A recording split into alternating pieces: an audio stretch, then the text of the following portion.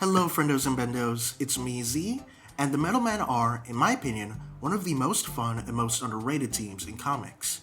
Created by brilliant scientist Dr. Will Magnus, using his miracle technology, the Responsometer, the Metal Men are sentient androids made entirely from the metals that gave them their namesakes and personalities. There's Gold. He's a leader and a little obsessed with himself. Lead, big heart, small brain. Iron, tough guy supreme.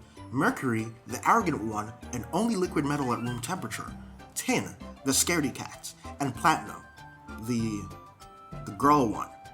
Yeah, you can tell these characters and their personalities were made in the 60s.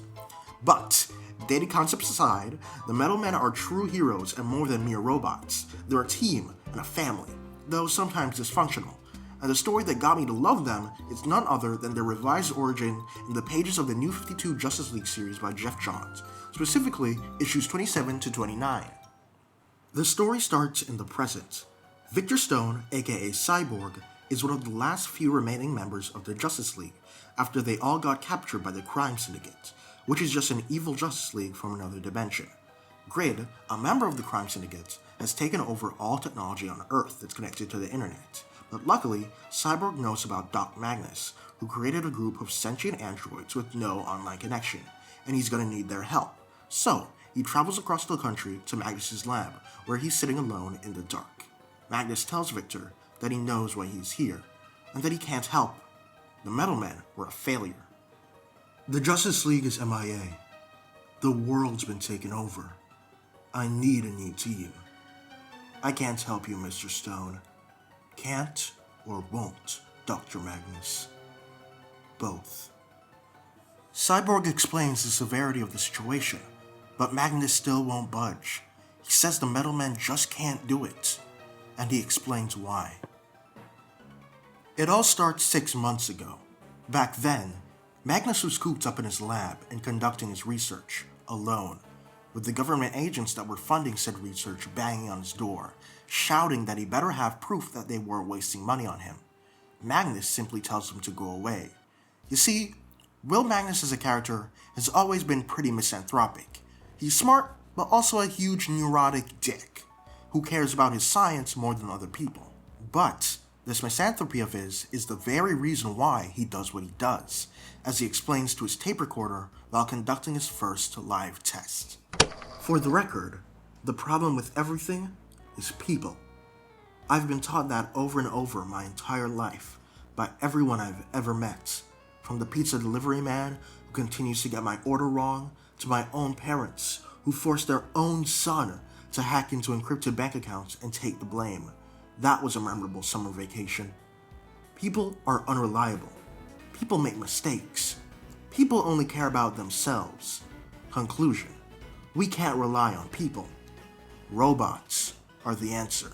Earlier this year, the Department of Defense engaged several individuals in a race to build a robot that would be smart enough to perform search and rescue missions in toxic environments too dangerous for human beings. Thus formulated Project Metal Men. And it's happening all thanks to the very thing Dr. Morrow called me a foolish dreamer over: the Responsometer, the most advanced thinking device in existence. This prototype may have been unstable, but it was proof of concept when run through simulations. Now it's time for the real thing. These 6 responsometers, programming complete, are ready. Each one will be placed into a vat of a different molten metal. Once inside, the responsometer sends an electric signal through the metal, which permanently bonds the two together. The metal can now be manipulated atom by atom into any shape required for any disaster, natural or otherwise. These 6 robots will follow their programming without question, and go dormant until called upon again, something I wish people would do. We are at the dawn of a new age, an age of reliability, order, and programs aligned. Gold online. Online and looking good. Damn good. Tin online, and looking slightly better than average, but my vocal programming seems to be impaired. It's Lead online. I am Lead. Iron online, and ready to rumble. Point me at the bad guys. It worked. Mercury online. And this place is a dump. Platinum online. And I think it's cute. Whoa! And so are you. I think it worked. Dr. Magnus, we're your metal men. The metal men are alive, and Magnus is shocked at his success. They all introduce themselves to their creator, and his excitement is through the roof as he watches them move and speak. When Platinum introduces herself, she says it's very nice to meet him, but before he replies back, he snaps back to his senses. After all, he thinks, why would he introduce himself to a robot? He orders them all to line up, but they don't listen. They start playing around and arguing with each other, then start arguing with Magnus, and it's a whole entire mess. Lad asks who the soda machine is, and says that he's in love with it, and at that point, Magnus just snaps. He's a robot. How could he know love? But then he sees the sad looks in their eyes, and the shame and regret wells up in it. But before he can apologize, the walls blow wide open. The metal men go stiff, as the government agents and army men move into the room. The Secretary of Defense is beyond impressed as he examines their craftsmanship, and then he lets out his true motive. I hate to admit it, Magnus, but maybe you were worth all the trouble. Are they on? Yes. Then we do a field test. Immediately. There's been continued trouble in Kahndaq with the Sons of Adam. We have a threat already chosen for elimination. A target for elimination? The metal men were designed for search and rescue operations, not assassinations. We paid for the metal men because we need a team that can go in and out of dangerous environments, whatever those may be, and for whatever the task is at hand. You agreed to that, Dr. Magnus. You hear that? I told you we should revolt. I'm not killing anyone. No way, no how. What are they doing, Magnus? Platinum, wait! How could you do this, Will? The metal men escape, and Magnus is left alone with his sorrow as the Secretary of Defense orders the army to search far and wide for them. Magnus is sent home and works up new plans to make a new batch of metal men with less strange quirks and disobedience. He throws a crumpled up piece of paper away, and it looks like it's about to miss the bin when, out of the corner of his eye, Magnus sees the bin move to catch it. It's Tin! He's been hiding out in Doc Magnus's house ever since they escaped the lab. In fact, all the metal men have, and they transform from their disguises to talk to Magnus. Thank Asimov for small mercies. Nice place you have here, Doc. Do you have any metal polish, Doc? Why aren't there any pictures of anyone? Well, what are we going to do now, Will? It's complicated, but if I fix you... But we only want a chance to prove we're something, Doc. What's the matter with us? Did we do something wrong? And after you fix us, what happens then? You don't want us to go on those missions to hurt people, do you? No, of course not. You didn't give me a chance to explain. Not that I should even have to explain myself to you, but... there's nothing wrong with you. It's us. Me. All of a sudden, Magnus and the metal men are attacked by a giant creature made of acidic chemicals. They don't know it yet, but this is Chemo, a rogue android made using one of Magnus's prototype responsometers by a mysterious third party. Chemo goes on a rampage, first by destroying Magnus's house, and then by setting its sights on the rest of the city. The chaos is almost overwhelming, but that's when the metal men kick it into high gear. They start saving people, carrying them out of danger, rushing them to safety, all while not caring about their own. Dr. Magnus programmed the metal men with two fundamental steps in a crisis situation. Step 1 was to save everyone they can. Now it's on to step 2, neutralize the threat. Gold, what are you doing? The chemicals inside will destroy you. Everyone's safe and clear but us, Doc.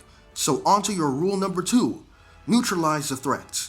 If we're going to stop this monster for good, we're going to have to go in there and take out what makes it tick.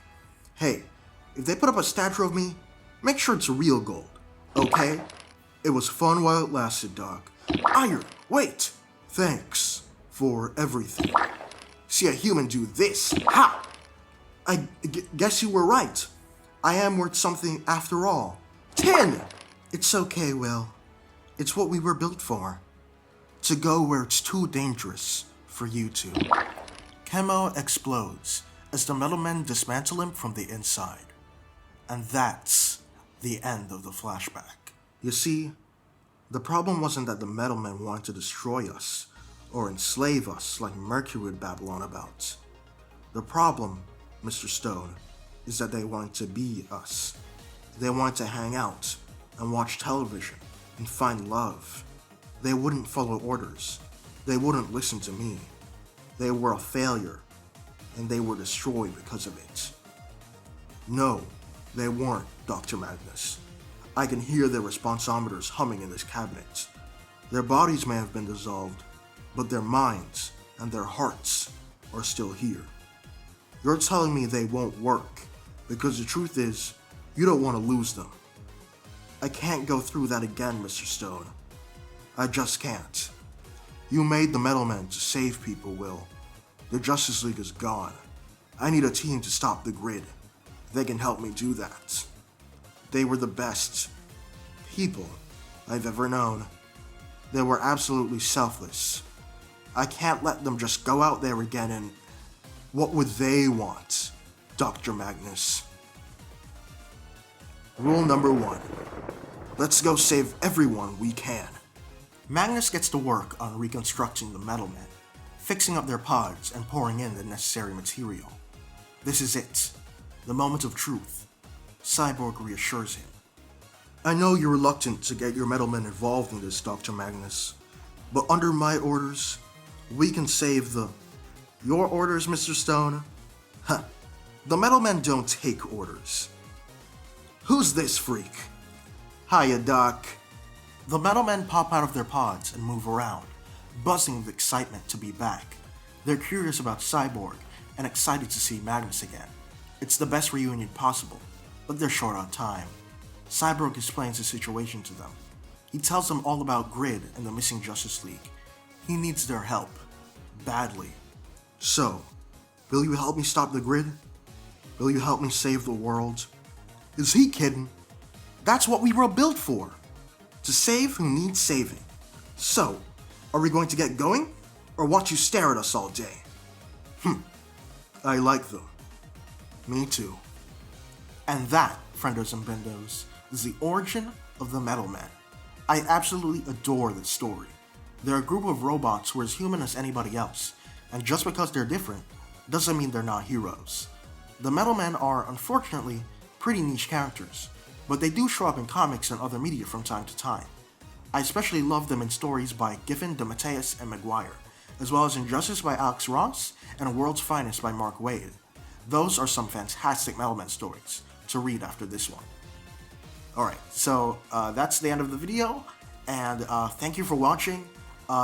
Please like and subscribe, comment down below. I especially love reading your guys' comments, and I'll see you guys next time.